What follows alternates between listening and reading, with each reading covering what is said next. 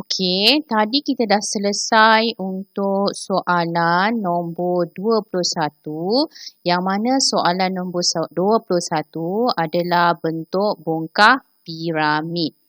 Okey? Okey, sekarang kita cuba buat untuk soalan nombor 22 yang mana soalan nombor 22 adalah bongkah kun. Okey, bongkah kun. Macam yang kita dah tahu sebelum ni, piramid dan juga kun, kita guna kaedah jejari. Yang mana kaedah jejari kita perlukan panjang sebenar. Okey, panjang sebenar. Tetapi yang selalu kita akan cari panjang sebenar adalah bentuk piramid. Okey, bentuk piramid kita perlukan panjang sebenar. Yang mana saya dah bagi tahu tadi, seandainya gambar rajah tersebut telah ada bucu, apabila kita potong, okey, nampak terkena pada bucu, yang ini kita tak perlu cari panjang sebenar. Okey, sebabnya ianya telah panjang sebenar.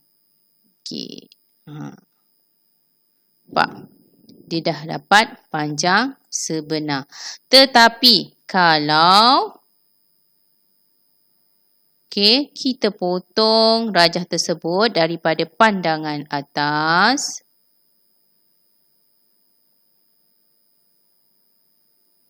Kita potong daripada pandangan atas.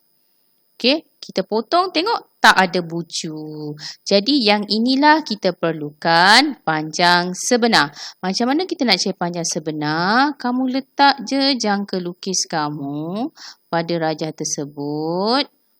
Pada titik tengah atau titik pusat dan juga bucu dia. Yang ada bucu, kemudian kamu tarik ke atas sehingga bersentuh dengan satah pemotongan. Bila dah ada intersection ataupun titik persilangan di situ, kamu bawa turun ke bawah untuk dapatkan panjang sebenar. Ini nanti kita cuba buat pada soalan nombor 23, nanti ada bongkah yang kita perlu cari panjang sebenar. Jadi kita cuba buat dulu untuk silinder pula dah. Untuk bentuk kun. Bentuk kun. Kun kita dah bahagi sama juga dengan kaedah selari. Bulatan kita perlu bahagikan kepada 12 bahagian. Kita bahagi, kita unjurkan ke pandangan hadapan. Kalau kamu unjurkan, tengok. Dia kena kepada K. K unjurkan dia memang kena kepada K. Sebelah 1 dan 11. Sebab untuk soalan ni dia tak ada potongan. Dia tak ada potong. Jadi dia adalah bongkah kun yang penuh. 1 dan 11. Kalau kamu unjurkan. Kamu unjurkan. Sampai ke bawah. Dia akan kena di sini. Saya harap untuk soalan ini kamu tidak perlu unjurkan penuh. Nanti saya bagi tahu kenapa kita tak boleh unjurkan penuh. Kamu letak je pembaris. Kamu unjurkan. Tengok sampai ke tapak. Sampai ke tapak. Ini adalah 1 dan 11. Sebab unjuran ini kita tak akan gunakan. Untuk soalan ini, dia tak sama macam kaedah selari. Kaedah selari, kita perlu unjurkan daripada pandangan atas turun ke pandangan hadapan untuk dapatkan titik persilangan. Tetapi tidak untuk kaedah jejari.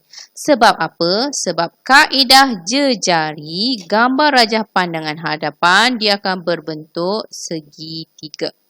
Dia akan berbentuk segitiga. Sebab dia daripada pandangan hadapan, kita nampak bentuk dia piramid ke, kun ke, semuanya akan dapat nampak dalam bentuk segitiga. Jadi kalau kita ambil daripada unjuran turun ke bawah, kita tak tahu kat mana titik persilangan dia. Okey, kita just tandakan di bahagian tapak terlebih dahulu. Ini okey. Untuk 2 dan 10, ini dah memang untuk 3 dan 9. Okey, ini adalah untuk 8 dan juga 4. Ini adalah untuk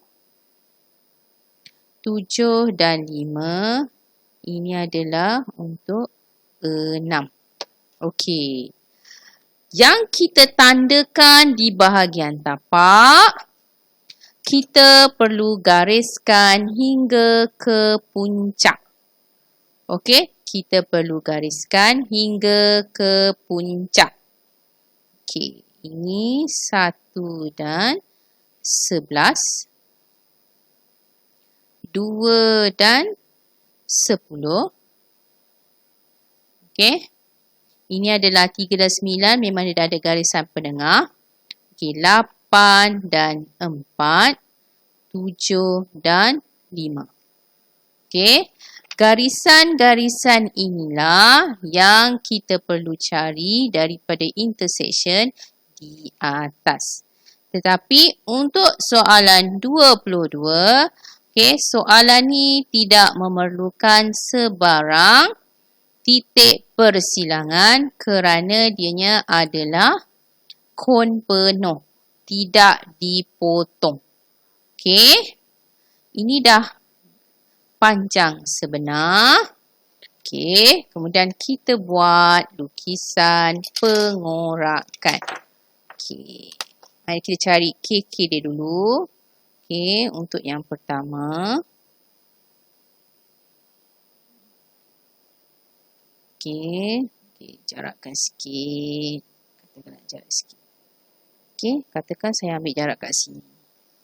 Okay, saya tandakan. Tengok dia kena selari. Dia kena selari. Okey. Ini panjangkan garisan ni. Okey, sama juga di sebelah atas. Panjangkan. Okey. Ini adalah K. Ini adalah K. Kemudian ambil panjang KK untuk buat lengkung. Okey, untuk buat lengkung. Kemudian pindahkan setiap jarak ke lukisan pengorakan. Kebetulan untuk soalan ini 12 bahagian adalah jarak yang sama. Okey, jadi kita ambil sahaja jarak. Okey, pindahkan dalam 12 bahagian. 2, 3, 4, 5, 6, 7, 8, 9, 10, 11 dan K balik. Okey. 1, 2, 3, 4, 5, 6, 7, 8, 9, 10, 11 dan K balik. Okey, K yang akhir kita sambungkan. Kemudian ini adalah bentuk lengkung.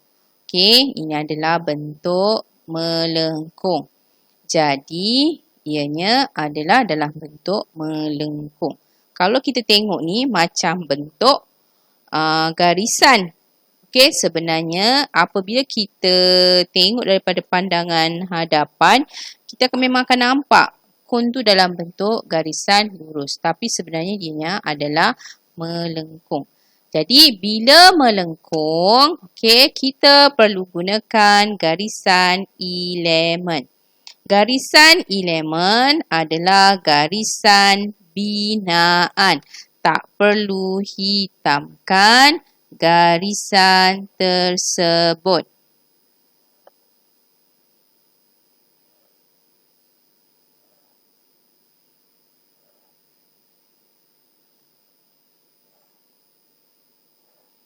Garisan yang perlu kita hitamkan K dan juga satu lagi. Sebab K adalah depan dan di belakang.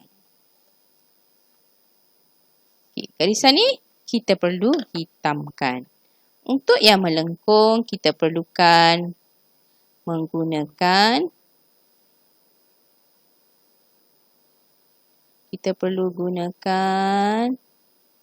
jangka lukis. Tengok ah. Okey, hitamkan menggunakan jangka lukis. Yang saya ni dia dah lari. Okey, jadi yang ini kamu kena hitamkan menggunakan jangka lukis. Sebab dianya adalah garisan objek. Jadi kita perlu hitamkan dia. Okey? Kamu cuba dulu ya. Okey? Terima kasih untuk soalan nombor 22.